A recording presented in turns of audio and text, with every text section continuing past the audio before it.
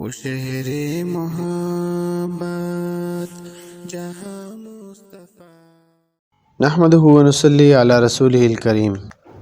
والثالث صوم شعبان، جلد نمبر 1 صفحہ نمبر 103۔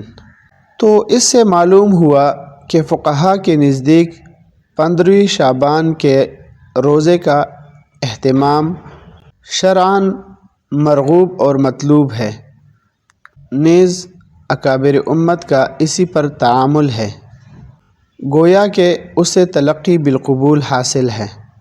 اور حضرات محدثین کے ہاں ضعیف حدیث کو اگر تلقی بالقبول حاصل ہو جائے تو وہ حدیث صحیح کے حکم میں ہو جاتی ہے، اور ویسے بھی فضائل اعمال میں ضعیف حدیث کا مسلم ہونا بھی ثابت ہے، جیسا کہ اعلاء السنن کے مقدمے میں ذکر ہے۔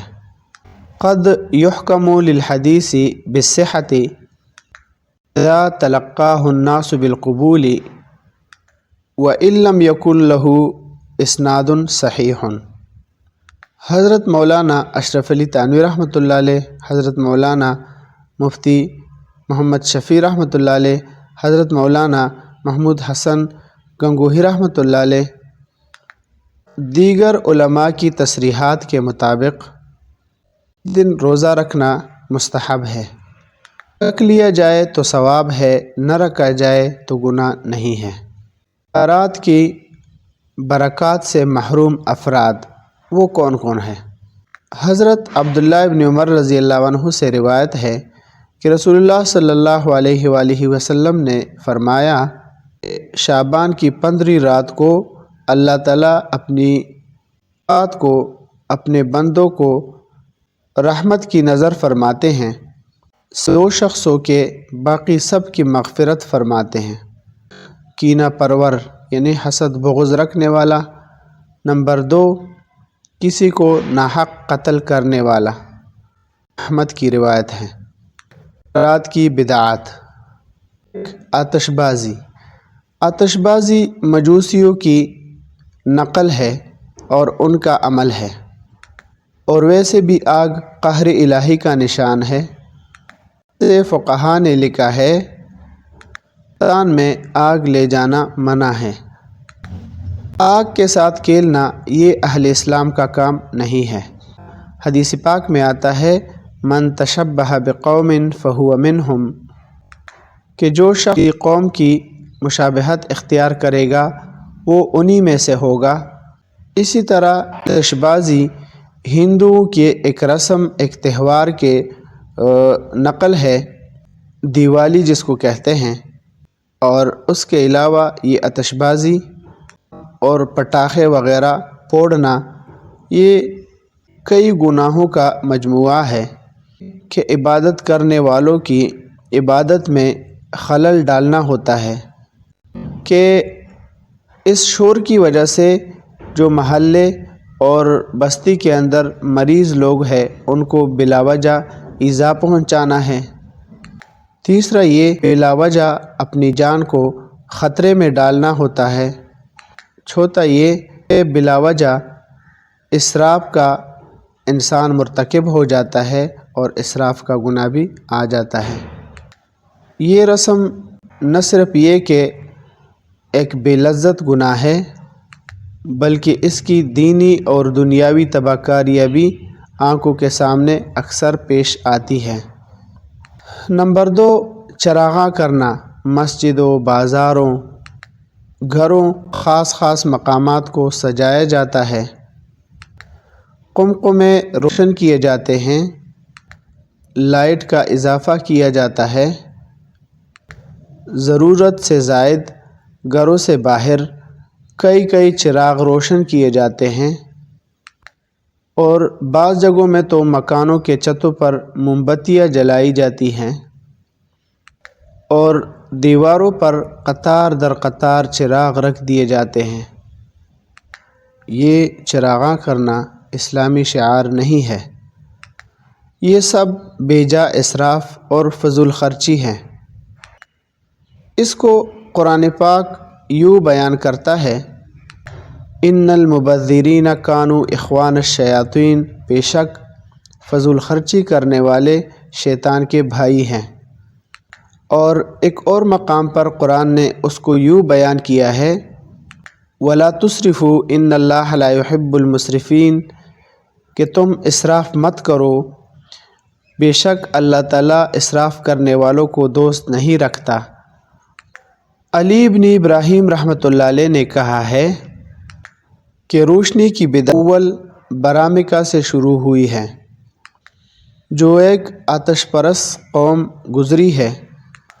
وہ قوم مسلمان تو ہو گئی، لیکن عطر کا رسم ان کے اندر پھر بھی نمایاں تھے۔ یہ لوگ اس موقع پر خاص طور پر روشنی کا اہتمام کرتے تھے۔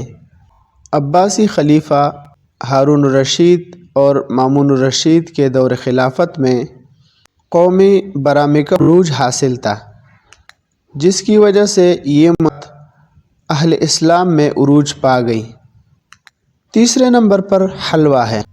بعض لوگ کہتے ہیں کہ حضور صلی اللہ علیہ وآلہ وسلم کا جب دندان مبارک شہید ہوا تھا تو آپ صلی اللہ علیہ وآلہ وسلم نے حلوہ نوش فرمایا تھا، تو اس بات کی کوئی اصل نہیں ہے، لہٰذا اس بات کا شرعاً بھی کوئی اعتبار نہیں اور عرفاً بھی، کیونکہ دندان مبارک شہید ہونے کا واقعہ شوال کا ہے، شعبان کا نہیں ہے۔ نمبر 4، مسجدوں میں اجتماع کا اہتمام کرنا۔ مبارک راتوں میں عبادت کا اہتمام اپنے گھروں میں کرنا چاہیے، بالخصوص شب برات کے موقع پر، کیونکہ آپ صلی اللہ علیہ وآلہ وسلم نے اسی رات کو اپنے ہی حجرے میں عبادت کی تھی، مسجد میں آپ تشریف نہیں لے گئے تھے۔ اب اگر اجتماع کا التزام ہو تو یہ بدعت ہوگا۔ نمبر 5، نوافل کی جماعت۔ مبارک راتیں ہوں یا عام دن، عورتوں کا اپنے گھروں میں صلاۃ التسبیح کی جماعت کرانا اور مردوں کا مسجدوں میں صلاۃ التسبیح شامل ہونا یہ درست نہیں ہے، کیونکہ علماء عورتوں کی نماز کو باجماعت پڑھنے سے منع فرماتے ہیں، جبکہ عند الاحناف نوافل کی جماعت نہیں ہے۔ چھٹے نمبر پر قبروں پر پھول ڈالنا۔ حضرت شاہ عبدالعزیز محدث دہلوی رحمۃ اللہ علیہ نے قبروں پر پھول اور چادریں چڑھانا یہ سنت کے خلاف فرمایا ہے، یعنی بدعت فرمایا ہے۔ 7ویں نمبر پر حضرت حمزہ کا فاتحہ۔ بعض لوگ کہتے ہیں کہ حضرت حمزہ رضی اللہ عنہ کی شہادت ان دنوں میں ہوئی ہے اور یہ ان کی فاتحہ ہے، تو یہ سمجھے کہ اس کی کوئی اصل نہیں ہے۔ اول تو تعین تاریخ کی ضرورت نہیں، اور دوسرا خود یہ واقعہ بھی غلط ہے، کیونکہ آپ کی شہادت کا واقعہ شوال کا ہے، شعبان کا نہیں ہے۔ 8ویں نمبر پر مردوں کی روح۔ بعض لوگ اعتقاد رکھتے ہیں کہ شب برات کو مردوں کی روحیں گھروں میں آتی ہیں، پکایا ہے یا نہیں، تو اس کی بھی کوئی اصل نہیں ہے۔ 9ویں نمبر پر شب برات کی فاتحہ۔ بعض لوگ کہتے ہیں کہ جب شب برات سے پہلے مر جائے تو جب تک اس کے لیے فاتحہ شب برات نہ کیا جائے وہ مردوں میں شامل نہیں ہوتا، اور صرف اسی پر بس نہیں ہے، بلکہ بعض جگہ پر تو رواج ہے کہ اگر تہوار سے پہلے کوئی مر جائے تو کنبہ بر میں پہلا تہوار نہیں منایا جاتا، جبکہ حدیث پاک میں مذکور ہے کہ جب مردہ مر جاتا ہے تو مرتے ہی وہ اپنے جیسے لوگوں میں شامل ہو جاتا ہے، یہ نہیں کہ شب برات تک۔ نمبر 10، ریا اور تفاخر۔